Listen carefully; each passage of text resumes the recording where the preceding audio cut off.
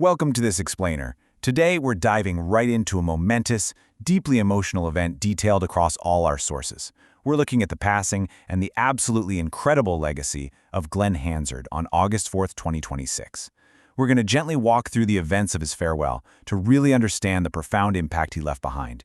And it wasn't just as a musician, right? He was literally the beating heart of Irish busking culture. Dublin is quieter tonight.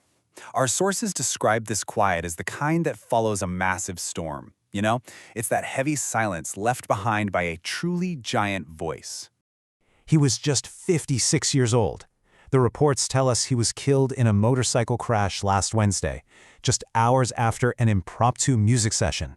He didn't pass away on some grand distant stage. He passed on a roadside, leaving us with his guitar still warm and a song still hanging in the air. So let's get into Section 1, The Silent City, An Invasion of Love. Setting aside the standard news bulletins for a second, let's focus right on his wake at the Irish Museum of Modern Art, or IMMA.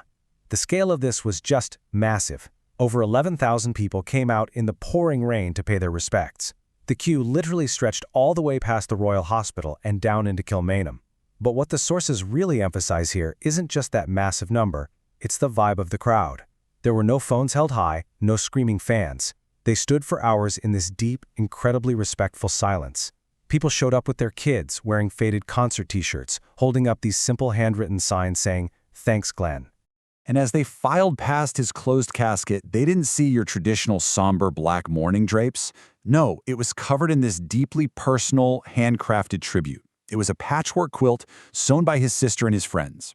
Every single square of that fabric was carefully chosen to represent a different album, a different tour, or a different city that had kind of claimed him as their own over the decades. Now, while state-level respects were pouring in from the Taoiseach and the president, the fans, they viewed him through a completely different lens. To them, he wasn't famous, he was familiar. He was the guy who'd show up completely unannounced at youth shelters, play for 2 straight hours, and then just leave without taking a single photo. He was the busker who, even after reaching the absolute peak of his career, would still be out there freezing on Grafton Street every Christmas, playing just for the crack. Which brings us to Section 2, A Fitting Farewell, inside St. Patrick's Cathedral.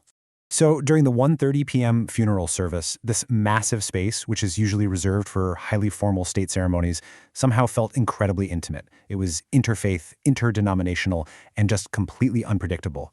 His brother Colm delivered this beautiful eulogy without even using a script. He shared this quintessential Glen story about a time when Glen actually got locked out of his own apartment mid-tour, and instead of making a massive fuss about it, he just slept on a park bench in New York because, as Colm recalled him saying, the city needed a lullaby.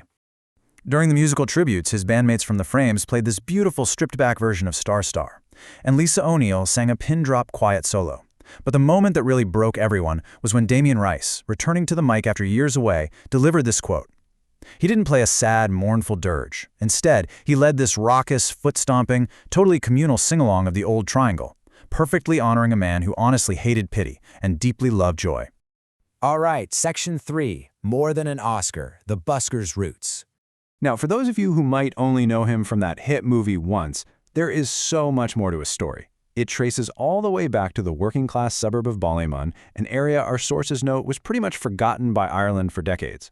His rise was totally unconventional. It started at age 13, busking. And not even for money, but literally because the echo off the department store windows made him sound like he had a massive choir behind him. By 16, he's fronting the Frames. By 30, he's a bona fide indie legend. And by 40, he wins an Oscar for the song Falling Slowly. But despite all that insane success, he turned down major label deals. He chose instead to go play in Lebanese refugee camps, and he even recorded an album with a Czech orchestra just because he liked the acoustics of an abandoned train station in Prague. How are you really? This wasn't just small talk with him, it was his superpower. He was so incredibly honest about his own struggles with depression, burnout, and carrying the weight of other people's emotions. Because he had that deep empathy, whenever he asked this question, he'd actually wait for the real answer. He made anyone he spoke to feel like they were the only person in the room. Moving into Section 4, the final verse, July 29th. We need to turn our attention now to the details of his final evening on July 29th. And we cover this not for the sake of gossip, but because the cruel irony of his departure is such an essential part of the story. It was just a small, intimate session at the Wren's Nest pub in Dublin with friends, fiddles, and a bodhran. He played until his fingers were literally raw.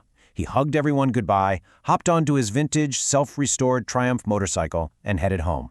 But tragically, on the wet, winding roads of the strawberry beds, right alongside the River Liffey, he lost control. In what is truly a heartbreaking detail from the scene, first responders later shared that when they arrived, his phone had fallen from his jacket, and it was still playing a demo of a brand new song he had recorded just that morning. The title of the file? One More Verse. His family has promised us that they'll release it when the time is right. Section 5. Don't mourn, join me. Final wishes. Now, rather than ending on a note of despair, we really need to lift the energy here and focus on the future. Specifically on the requests his family made to the mourners today. They didn't want a traditional silent mourning. They wanted action and they wanted joy.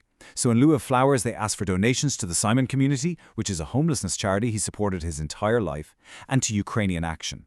Finally, they asked mourners not to bow their heads, but to literally step outside and sing the Frames anthem, Heyday, at the absolute top of their lungs. And you know what? They did.